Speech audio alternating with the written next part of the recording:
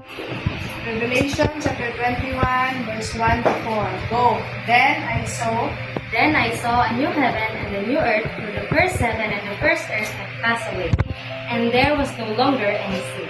I saw I saw the holy city, a new Jerusalem, coming down out of heaven from God, prepared as a bride beautifully dressed for her husband.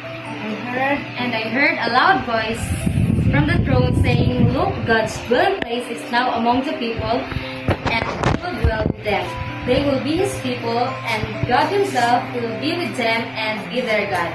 He will wipe He will wipe every tear from their eyes, and there will be no more death or mourning or crying or pain, for the old order of things has passed away. Revelation 22:14. Go. Blessed are those who wash their robes, that they may have the right to the tree of life and may go through the gates into the city. 2 Corinthians 4:16-18.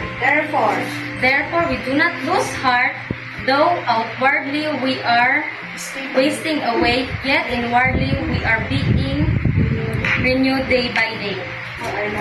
For our light and momentary troubles are achieving for us an eternal glory that far outweighs them all. So we fix our eyes not what is seen, but on what is unseen. Since what is seen is temporary, but what is unseen is eternal. Isaiah 61:1-3. Go. The Spirit of the Sovereign Lord is on me, because the Lord has anointed me to proclaim good news to the poor.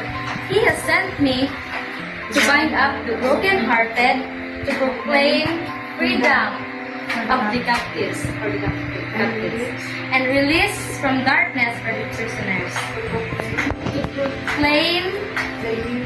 To proclaim the years of the Lord's favor and the day of vengeance of our Lord, to comfort all who mourn, and provide for those who grieve in Zion, to bestow a crown of beauty instead of ashes, the oil of joy instead of mourning, and a garment of praise instead of a spirit of despair. They will be called oaks of righteousness, a planting of the Lord for the display of His splendor. John 6:33. The Spirit gives life, the flesh counts for nothing. The words that I have spoken to you, they are full of spirit and life. Isaiah 62:6-7. Go.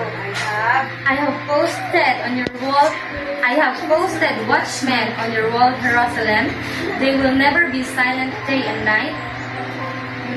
You who call on the Lord, give yourselves no rest, and give Him no rest till He establish Jerusalem, and makes her the praise of the earth.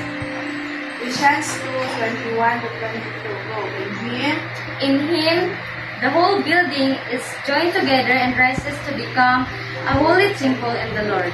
And in Him, you two are being built together to become a dwelling in which God lives by His Spirit. Amen.